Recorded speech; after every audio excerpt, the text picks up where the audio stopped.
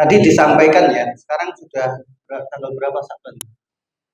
Tanggal 22. 22 ya, jadi kurang lebih 8 atau 9 hari lagi ya, masuk bulan Ramadan.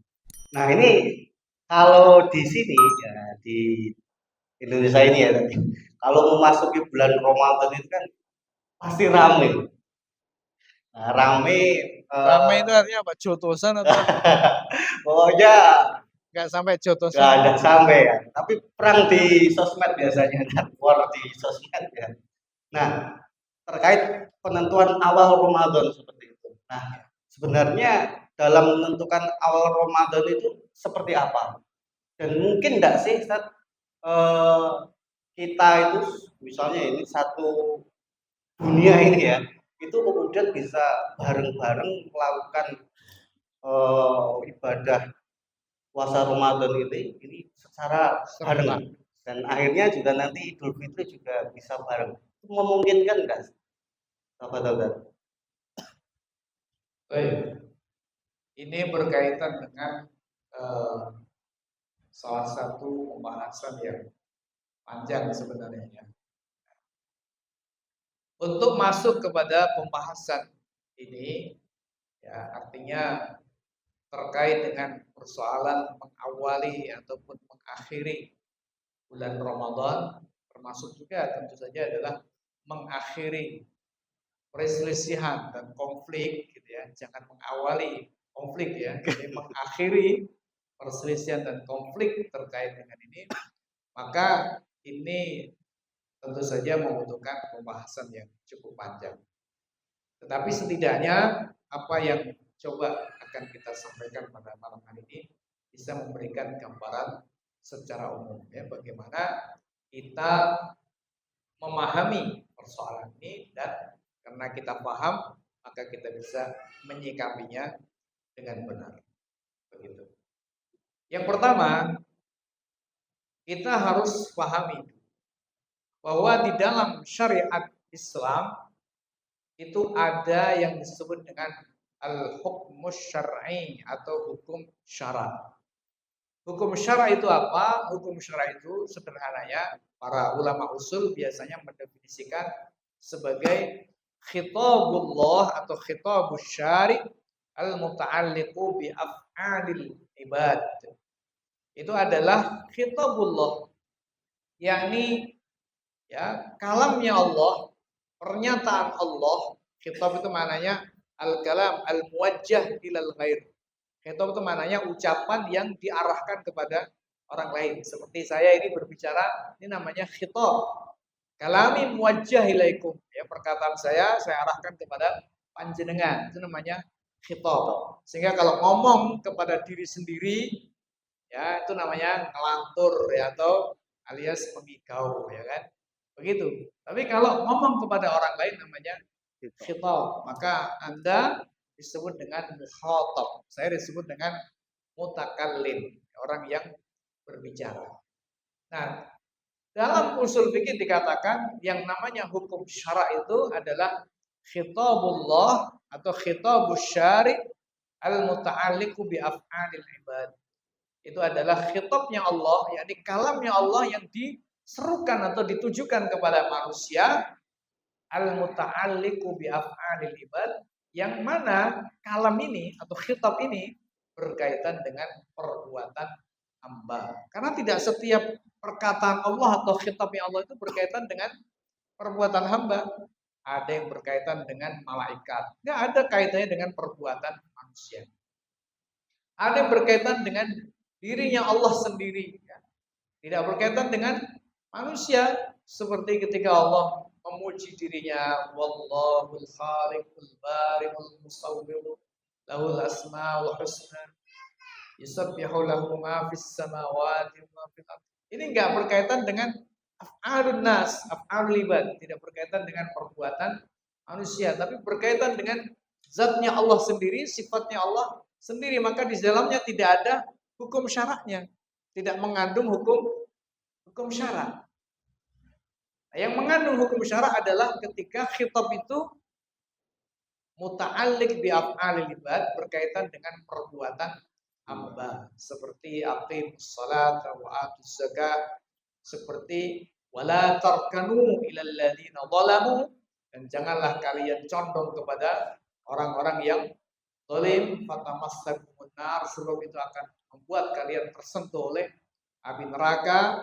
Atau seperti ayat-ayat yang lain, ya ayyuhalladzina amanu ittaqullaha wa dharu ma baqiya minar riba, wahai orang-orang yang beriman, takutlah kalian kepada Allah dan tinggalkan riba. Seperti itu. Ini adalah khitabullah al-muta'alliq bi af'alil ibad.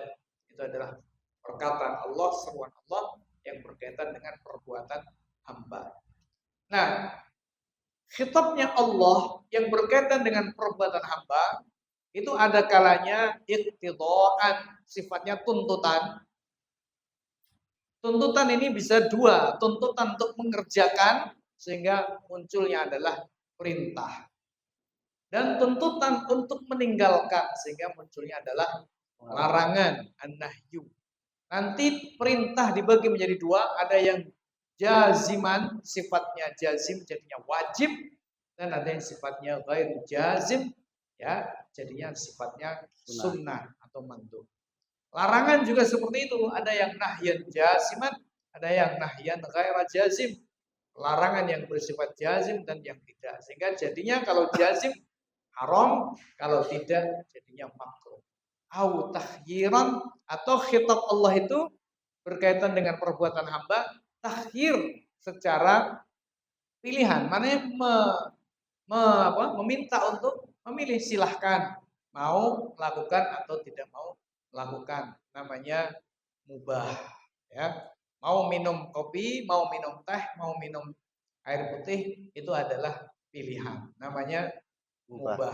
Mau satu istri, dua istri, tiga istri, empat istri, mubah. Biasanya seperti itu, ya. Bukan sunnah, bukan apa-apa. Maka dahulukan yang wajib. Tak ada yang mikir saya mubah-mubah. Nah, begitu. Ini karena ada istri saya, jadi saya harus melindungi diri. Nah, jadi ya biar gak ngantuk gitu ya maksudnya kan. Nah, ada kalanya takhir. Jadi berarti khitabullah itu ada kalanya perintah, ada kalanya melarang, ada kalanya memberikan pilihan. Ini disebut dengan ahkam syar'iyyah taklifiyah. Hukum syarak yang bersifat taklifi. Isinya adalah membebani hukum. Nah, tapi tidak berhenti di situ. Dilanjutkan definisinya oleh para ulama al-usul, ya, iqtidaan atau takhiran au wad'an. Nah, ini yang akan saya bahas ini, ya.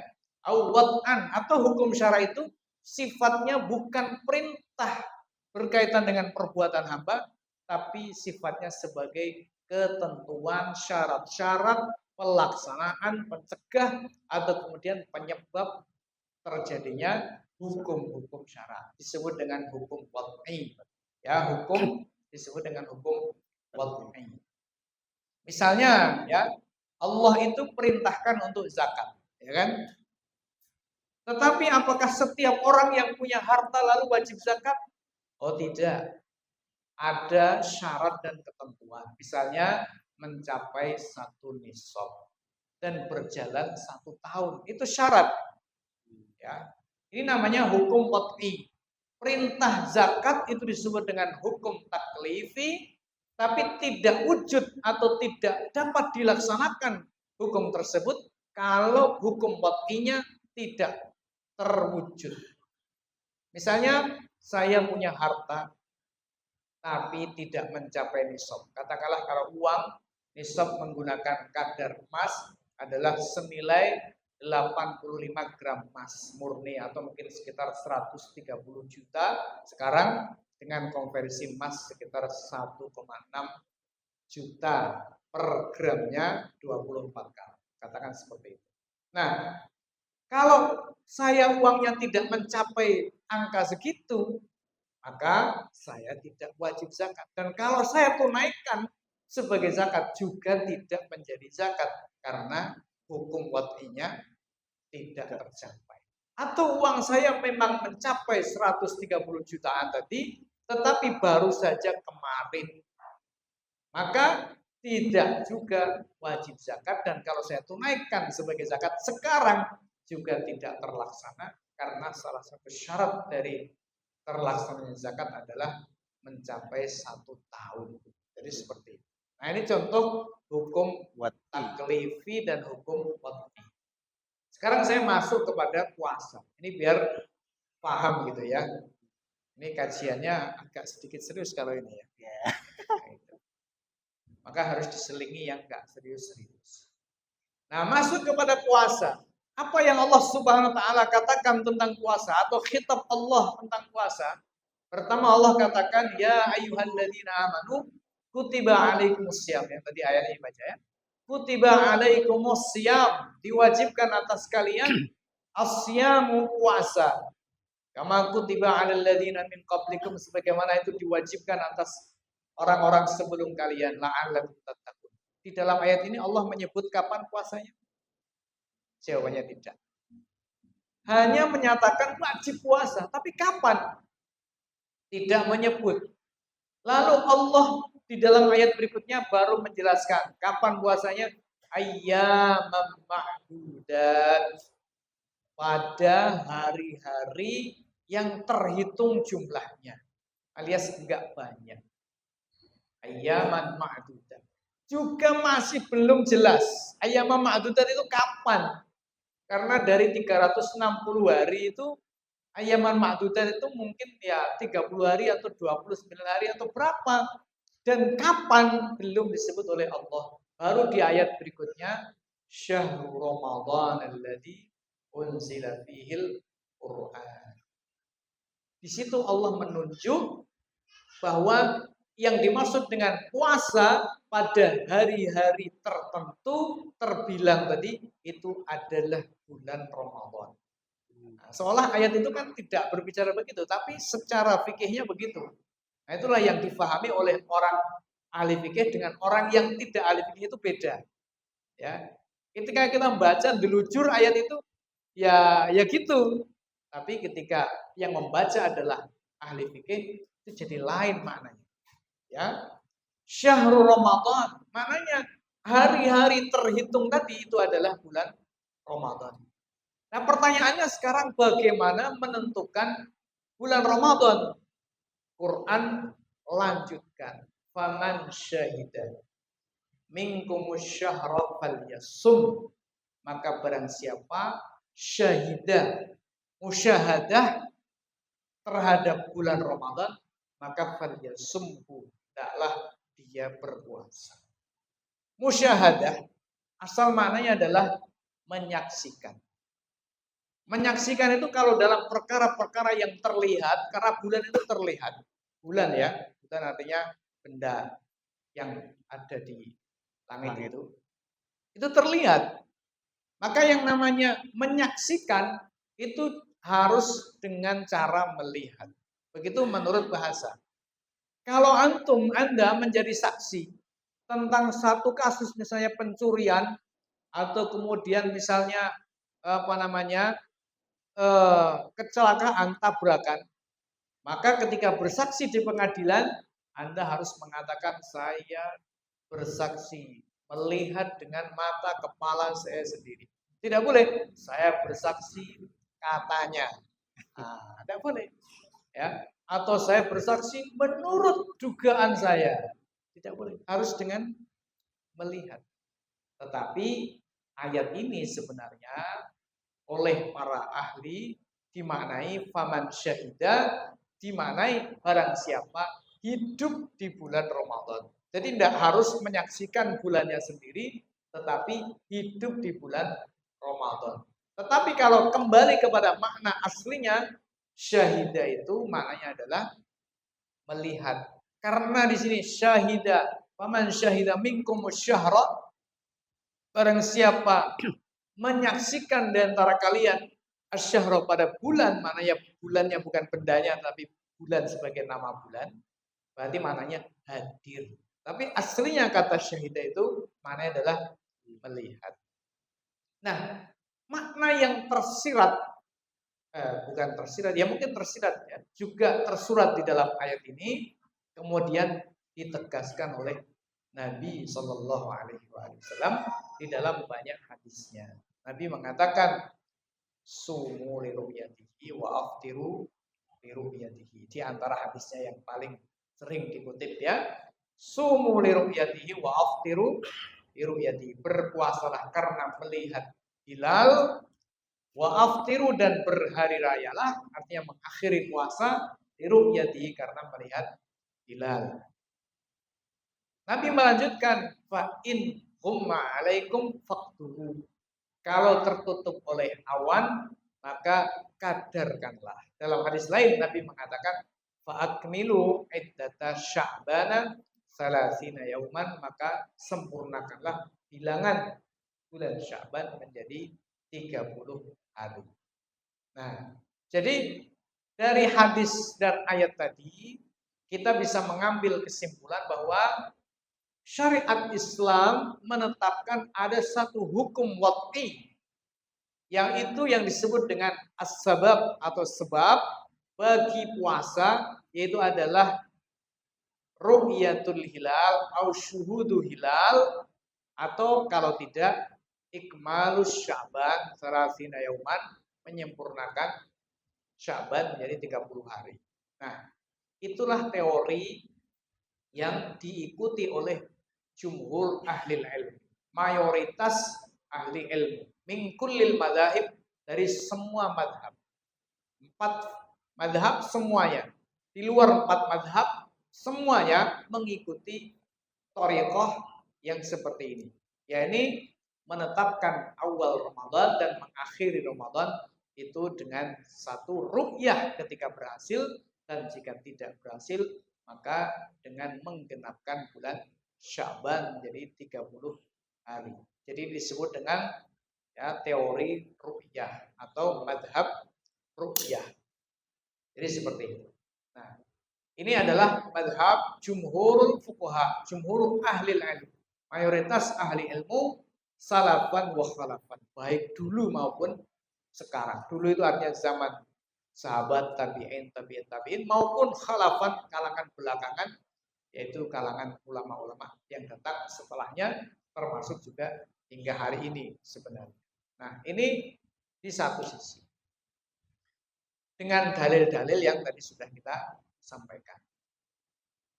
Sementara itu, ya, ada sebagian ulama, dan ini sudah lama juga, artinya sudah ada sejak zaman dahulu kala. Konon, pertama kali yang pendapat kedua ini adalah salah seorang ulama bernama Imam Mutarrif, yaitu salah satu gurunya Imam Bukhari rahimahullah. Beliau punya pendapat, dan yang lain juga ada selain beliau, bahwa penentuan awal Ramadan dan akhir Ramadan itu boleh. Boleh itu artinya bisa dengan menggunakan al-hisabul falaki atau hisab astronomis. Jadi berdasarkan hitungan-hitungan astronomis, yaitu pakai ilmu yang kita sebut dengan ilmu falak. Nah, ini adalah madhabul qillah, madhab minoritas, kecil sekali persentasenya, sebagian ulama mengingkarinya. Tetapi bagaimanapun juga memiliki sebuah landasan yang dapat dipertanggungjawabkan. Namun ketika jujur secara fikih, berbicara secara fikih, mana teori yang lebih benar atau mendekati kebenaran secara teoritis, karena semua ilmu itu ada mi'yarnya, ada minhaj, ada manhaj atau minhajnya. Minhaj, manhaj itu maknanya sama. Ada mi'yarnya, ada standarnya. Ya. Maka tentu saja jawabannya adalah teori yang pertama, yaitu adalah teori ru'yah, berdasarkan tadi ya, berdasarkan penjelasan berkaitan dengan khitabus syari' yang berkaitan dengan namanya hukum wad'i. Allah menjadikan ru'yatul hilal atau ikmalus sya'ban sebagai sebab mulainya puasa, sebagaimana Allah menjadikan pergerakan matahari sebagai sebab wajibnya sholat. zuhur, asar, maghrib, dan seterusnya. Ini poin yang pertama terkait dengan bagaimana kita mengetahui atau memahami masuknya bulan Ramadan. Nah, dari sini kita sudah bisa mengklasifikasikan bahwa untuk menetapkan bulan Ramadan ini ada dua madhab yang diikuti oleh kaum muslimin. Sebagian besar kaum muslimin salafan wa khalafan dulu sampai sekarang ini menggunakan ru'yah. Sebagian kecil ya, meskipun di Indonesia itu cukup besar jumlahnya, tetapi tetap kecil sebenarnya dibanding dengan umat Islam yang 2 miliar gitu ya. Sebagian kecil kaum muslimin menggunakan metode hisab ya, yang mana hisab itu didasarkan pada hitungan-hitungan matematis terkait dengan perjalanan pergerakan bulan, bumi, dan juga matahari. Ini yang pertama. Jadi dari sini sudah kita bisa pahami bahwa ada perselisihan memang, gitu ya. Sehingga dari sini kita bisa mengambil sikap dengan sikap yang benar. Artinya ya namanya juga perselisihan, mau diapakan, gitu ya.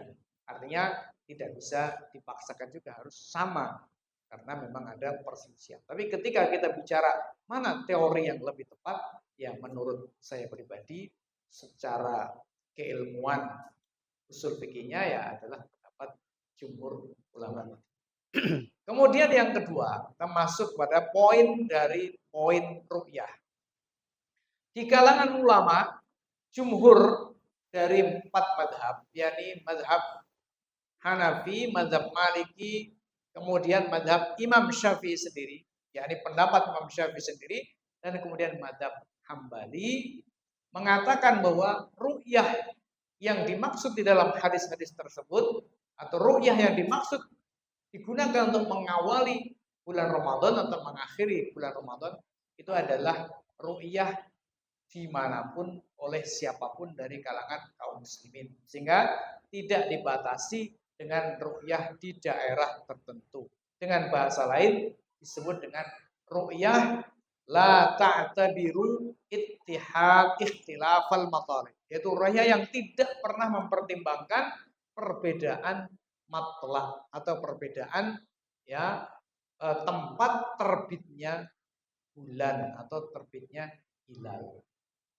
Ini adalah 3 madhab ditambah plus Imam Syafi'i rahimahullah ta'ala. Sebagaimana disebut di dalam kitab-kitab para fuqaha, disebut oleh Imam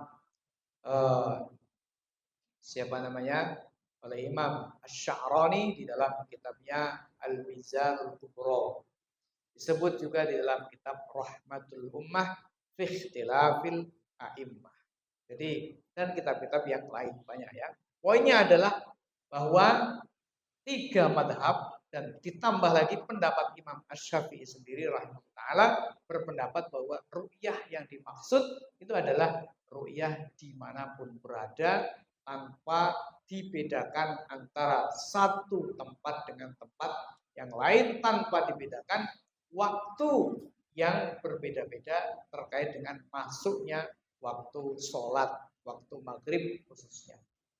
Tetapi di samping ya ada madhab besar tadi, ada juga madhab sebagian ulama, di antaranya adalah madhab Syafi'i yang berpendapat bahwa ru'yah yang dimaksud itu adalah ru'yah yang mempertimbangkan perbedaan matlah. Ini adalah madhab Syafi'iyah, artinya para ulama yang tergabung ke dalam madhab Syafi'i punya pendapat bahwa setiap tempat yang berbeda dari segi matlah atau munculnya bulan karena letak geografis, maka mengikuti ru'yahnya sendiri-sendiri atau mengikuti ru'yahnya masing-masing. Jadi ukurannya adalah posisi geografisnya. Jadi misalnya Papua dengan Jawa Tengah ini ya, tentu sangat jauh sekali. Ya, sangat jauh sekali, letak geografisnya, garisnya berbeda, sehingga ketika di sini ru'yah, maka di Papua belum tentu bisa ru'yah. Maka normalnya menurut mazhab Syafi'i, Kalau di sini ru'yah, di Papua tidak bisa ru'yah sendiri, maka Papua nunggu besok, umpamanya seperti itu. Ini konsekuensi dari madhab Syafi'i. Jadi yang ada adalah ru'yah berdasarkan perbedaan matlab. Sedangkan ru'yah berdasarkan perbedaan negara yang dilandasi pada negara bangsa atau nation state, maka itu tidak pernah dicetuskan, tidak pernah disampaikan, tidak pernah diungkapkan oleh ulama manapun. Jadi ru'yah yang disebut dengan ru'yah alamiah, ru'yah global, atau ru'yah yang tidak melihat matali, tidak melihat perbedaan matlak, dan juga ru'yah yang kedua yaitu ru'yah yang melihat perbedaan matlak, ini secara fikihnya adalah pendapat yang muktabar, pendapat yang dapat dijadikan sebagai pendapat Islami atau pendapat yang syar'i karena berdasarkan pada dalil-dalil syarak sesuai dengan ijtihad masing-masing. Adapun sebuah pendapat yang mengatakan bahwa ru'yah itu adalah berdasarkan negaranya masing-masing, yang mana negara dalam konteks ucapan kita sekarang adalah nation state, negara bangsa, maka ini tidak ada penjelasan atau tidak ada hukumnya yang seperti itu yang dicetuskan oleh para fuqaha. Sehingga akan lucu misalnya ketika Mesir berhari raya atau berpuasa berbeda dengan Palestina. Batasnya cuma Dekat ya. tembok, ya kan? Yordan ya. Kemudian berpuasa sementara Palestina tidak berpuasa. Batasnya cuma seret tembok juga. Kan begitu, Mas. Artinya apa? Indonesia dengan Malaysia. Apa batasnya? Patok itu ya. Patok sing matoki BPN apa siapa itu ya? Nah itu. Nah, patok. Jadi itu tidak ada yang model seperti itu. Ru'yah fi wilayatil hukmi atau bi'tibari wilayatil hukmi berdasarkan wilayah pemerintahan atau negara yang di sini maknanya adalah nation state itu tidak ada di dalam fikih. La Syafi'iyah wala Hanabilah wala Malikiyah wala Hanafiyah. Enggak ada. Karena 4 mazhab tidak ada yang mengikuti nation state. 4 mazhab itu mengikuti khilafah, tidak ada yang mengikuti nation state. Sehingga tidak pernah ada yang seperti itu. Nah, jadi kesimpulannya terkait dengan ru'yah ini ada 2 pendapat. Tetapi ketika berbicara tentang dalil, maka secara dalil pendapat yang mengatakan ru'yah ini ru'yah yang bersifat global tentu itu lebih kuat, dan untuk konteks hari ini di mana kaum muslimin ini disatukan dengan banyak kesatuan dan teknologi sudah canggih, maka tentu saja pendapat yang pertama alias pendapat ru'yah global itu lebih dekat kepada nas dan juga lebih bisa menyatukan kaum muslimin, bisa menyatukan rasa, dan bisa juga menyatukan yang lainnya ya. Jadi seperti itu. Nah, itu terkait dengan persoalan ru'yah. Nah, dari sini ya kita juga bisa mengambil kesimpulan mengapa di negeri kita itu, di Indonesia itu misalnya terjadi kadang-kadang 3 pendapat. Satu, sudah ditentukan sejak awal kapan Ramadannya, itu berdasarkan hisab. Yang kedua, ya menunggu sidak isbat, dan itu ditentukan di wilayah hanya sebatas wilayah yang kita sebut dengan teritorial Nusantara ini atau NKRI, dan ada sebagian yang kemudian menggunakan ru'yah global. Sehingga kadang-kadang ru'yah global ini cocok dengan pendapat pertama hisab, kadang-kadang juga tidak cocok. Nah, ini adalah akar masalahnya pada perbedaan teori tentang penetapan Ramadan, apakah pakai ru'yah atau pakai hisab. Kemudian yang kedua, kalau ru'yah itu ru'yah global atau ru'yah lokal ya, berdasarkan matlab. Itu sebenarnya yang asli, tapi kemudian diubah ya, yang ini tidak ada di dalam fikihnya. Ru'yah lokal tapi berdasarkan national National state. Ini yang tidak ada di dalam fikih Islam. Ada dalam fikih ya lain Islam itu ya nggak tahu. Nah, jadi seperti itu. Nah, bagaimana kemudian pertanyaan berikutnya? Mungkinkah untuk disatukan? Jawabannya, kenapa tidak mungkin? Lawang yang tidak punya landasan yang jelas, itu saja bisa disatukan. Kalau 1 Januari itu satu bareng. Dari mulai Purwosari sampai Geladak itu bareng semua. Iya. Padahal yang di sana empunya, ya kan? Empunya itu belum ngapa-ngapain, masih tidur itu di Amerika itu jam segitu. Ya kan? Nah itu. Artinya sini sudah merayakan tanggal 1 Januari, tahun baru, ya. Harapan tidak pernah ada yang baru. Kan seperti itu. Semakin gelap katanya. Klub kita. Nah ini bisa disatukan padahal tidak ada landasan yang jelas. Sementara umat Islam punya landasan yang jelas. Quran ada, sunnah ada, memang ada perbedaan, tapi sebenarnya juga bisa disatukan. Oleh siapa? Tentu saja oleh kepemimpinan kaum muslimin yang satu. Nah, disinilah letak kekurangan kaum muslimin hari ini itu adalah tidak ada pemersatu secara politik. Ya, mungkin pemersatu secara pendapat tadi disatukan oleh madhab bisa jadi, tetapi pemersatu secara madhab, secara siasa atau secara politik itu tidak ada, sehingga ketika terjadi perbedaan seperti ini tidak ada yang bisa mengakhirinya. Yang bisa mengakhiri perbedaan tentu saja adalah ketika ada kekuasaan yang tunggal bagi kaum muslimin, dan disitulah kemudian berlaku kaidah ra'yul imam yarfa'ul khilaf atau amrul imam, perintah imam yarfa'ul khilaf, menghilangkan perselisihan. Imam di sini tidak bisa dimaknai sebagai Pak Jokowi atau Pak Prabowo ya, tidak bisa. Imam di sini maknanya adalah khalifah. Ya, ketika disebut di dalam istilah fikih al-imam tanpa ada embel-embel itu maknanya al-imamul a'zam. Imam agung. Imam agung itu adalah khalifah. Beda kalau kemudian disebut imam as-shaghir, imam kecil, bukan badannya kurus, tetapi maknanya imam dalam sholat. Jadi seperti meskipun badannya gede, kalau imam sholat tetap disebut dengan al-imam as-shaghir, imam yang kecil karena dia cuma imami sholat. Nah, jadi seperti itu. Sehingga kesimpulannya ya perbedaan itu pasti niscaya tetap akan ada karena tidak mungkin bisa menyatukan pemikiran dan pendapat manusia secara keseluruhan, tetapi diakhiri itu adalah perkara yang mungkin, yaitu dengan adanya kesatuan pemerintahan, adanya kesatuan politik, dan adanya kesatuan pemegang kekuasaan atas kaum muslimin.